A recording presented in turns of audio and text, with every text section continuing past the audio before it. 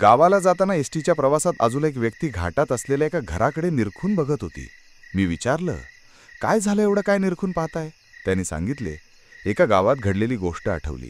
मी म्हणालो, सांगा मग. तेवढाच मस्त प्रवासात टाइमपास. आणि त्यांनी सांगण्यास सुरुवात केली. रात्रभर पाऊस कोसळत होता, विजा कडाडत होत्या, रस्त्यावर कुणीही दिसत नव्हतं. राजेश नावाचा एक तरुण बाईकवरून प्रवास करत होता. घाट चढून त्याला शेजारच्या गावात जायचं होतं, पण मध्येच पावसामुळे रस्ता बंद झाला आणि त्याला एका जुन्या घराजवळ थांबावं लागलं. वाडा पाहिल्यावर त्याच्या अंगावर शहारा आला. दरवाजा अर्धवट उघडाच होता. आत एक विचित्र शांतता होती, जणू मृतांनी ती जागा व्यापलेली होती.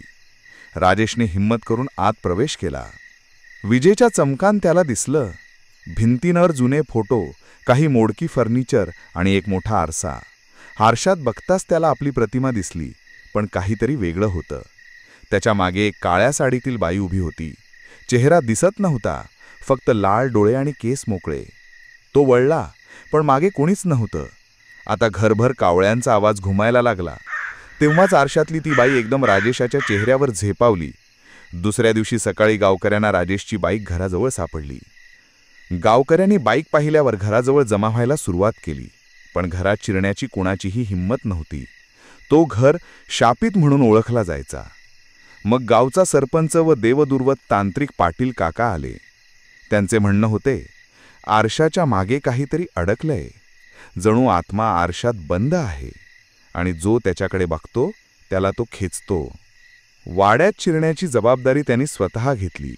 बरोबर तांत्रिक यंत्र, काळ्या धुपाच्या वाट्या आणि एक लांब दोरी.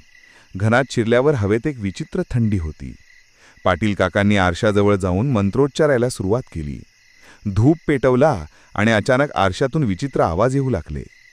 माझं सत्य अजून कोणालाच माहीत नाही. माझी कहाणी पूर्ण ऐक, मगच मुक्ती मिळेल.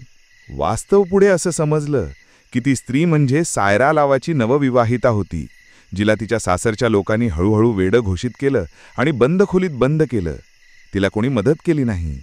एके दिवशी तिने स्वतःला त्या मोठ्या आरशासमोर पेटून घेतलं.